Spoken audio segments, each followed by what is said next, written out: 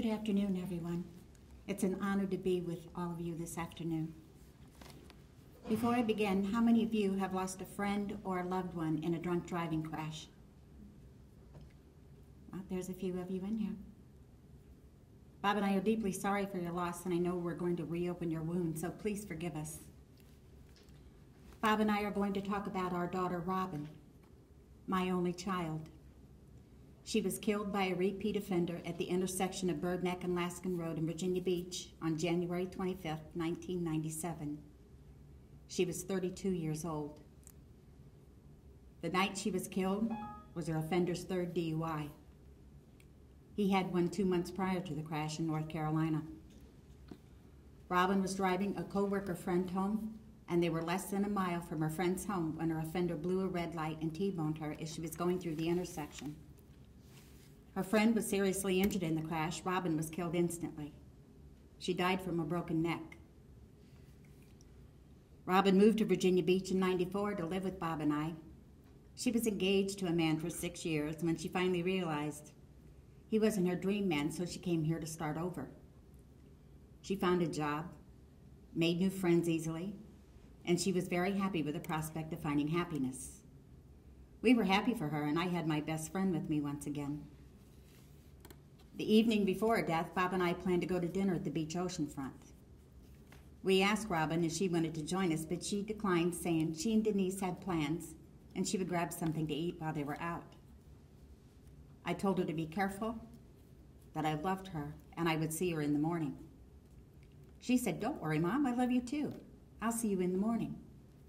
We said goodbye. I woke up for no apparent reason at 3:45 the next morning.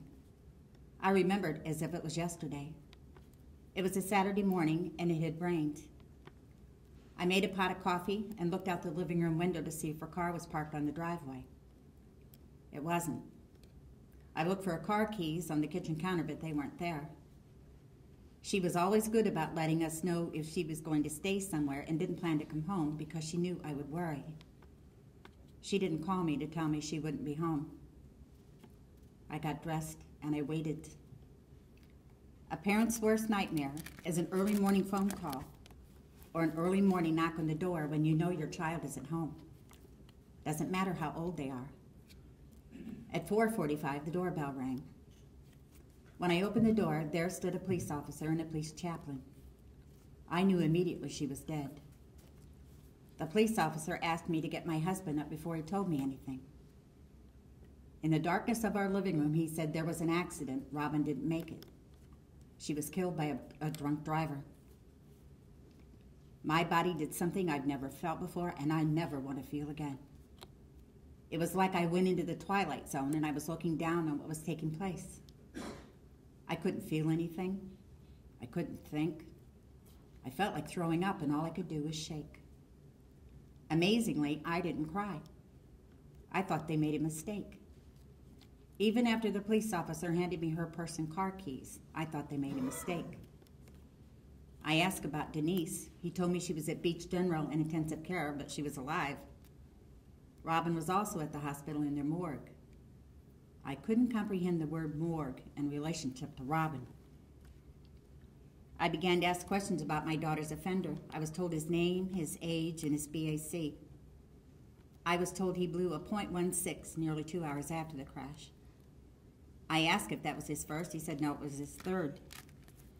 He told me she was killed at 1:35, and there were 2 witnesses.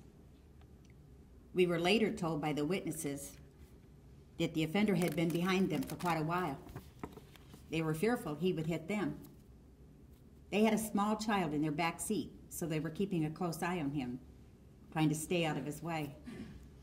They helplessly watched him run the red light. There were no skid marks to indicate he tried to stop at the light. The crash tore Robin's car door off, and the impact sent her car sliding 150 feet sideways. Her friend's head knocked out all the glass in the passenger door. The steering wheel in her car was shoved to the middle of the dash. Both of them had their seatbelts buckled. The officer asked me if it was okay to give the offender's family our names and phone number. I said, absolutely not. I didn't want to talk to his family. After the officer and chaplain left, I asked my husband to please go to the hospital to make sure it was Robin. She had been to a wedding reception the weekend before and still had the flower from the wedding in the fridge. I gave that flower to him to put in her hand if it really was her. He came home without the flower. Instead, he brought back a big white bag that contained her clothes they cut off her at the scene. This white bag. He wouldn't let me go through the bag. He put it in the garage and told me I needed to do that later. There is a little irony in my story. A couple of months before her death, she told me one evening after dinner she wanted to be a donor. Of course, I told her I didn't want to hear any of that, but I did tell her she had to have it designated on her driver's license.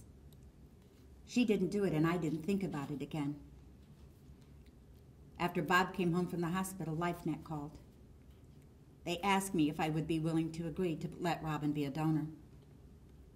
I remembered that conversation I had with her, so I agreed. They asked for her corneas, her heart valve, bone from the bottom of her legs, every other rib, and the skin from her back. They assured me she would be able to have an open casket funeral. If any of you are curious, 149 people benefited from her donation. 2 people had their sight restored. She saved the life of a 3-year-old little boy in Virginia. He was a recipient of her heart valve. A man in North Carolina received a graft from her lung. Another man in North Carolina received a graft from her pericardium. They used that in brain surgery. And there were 116 recipients of just bone. I can't begin to describe the peace, comfort, and pride knowing she lives on in others. After a few hours, I finally comprehended that my beautiful Robin was dead, and I began to cry. Actually, I wailed. I couldn't believe the sound that came from my mouth. What happens is you begin to have rapid flashbacks. I remember the day she was born. Then my mind jumped to high school and back to her early childhood and the first day of school. Her first date, first time she drove a car, then something she said to me or something I said to her. I even remembered the first time she tied her shoelaces alone and the expression of pride on her face.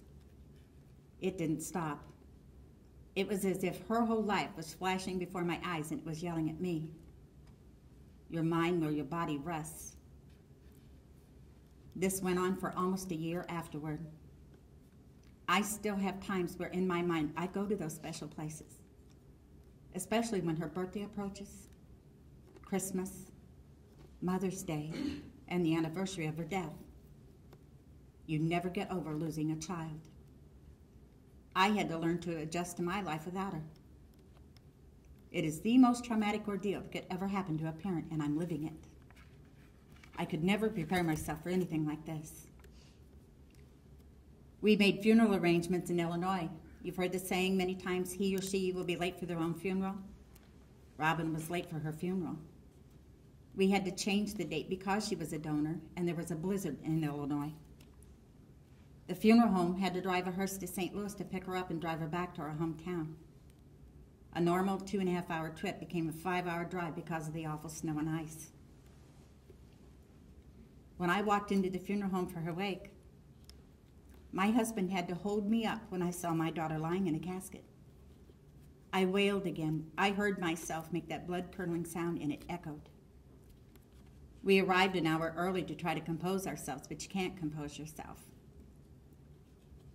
There was my beautiful Robin, dressed in her little classy suit, with her eyes closed, her hands crossed and cold to the touch. I kissed her hard, cold face.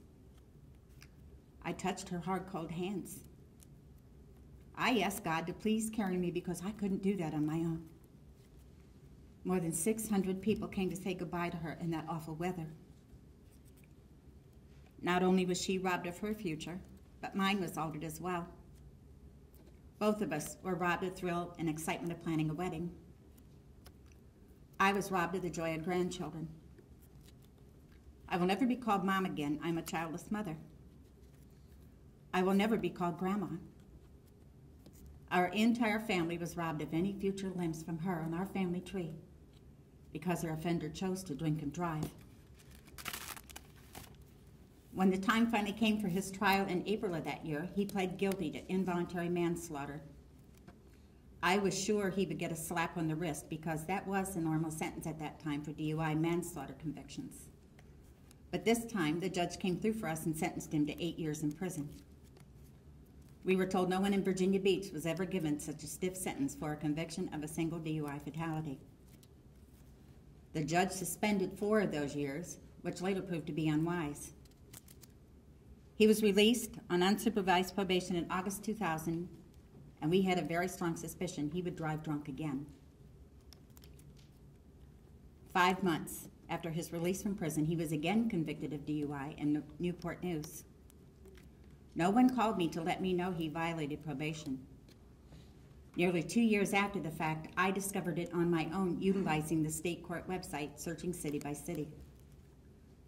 With the assistance of a mad victim advocate, I was informed he was charged as a first-time offender. His record magically disappeared from all law enforcement databases, which explained why he was charged as a first-time offender. It also explains why I wasn't notified. To make matters worse, his manslaughter conviction was never sent to the DMV. When I obtained this information, I brought it to the attention of the Commonwealth's attorney.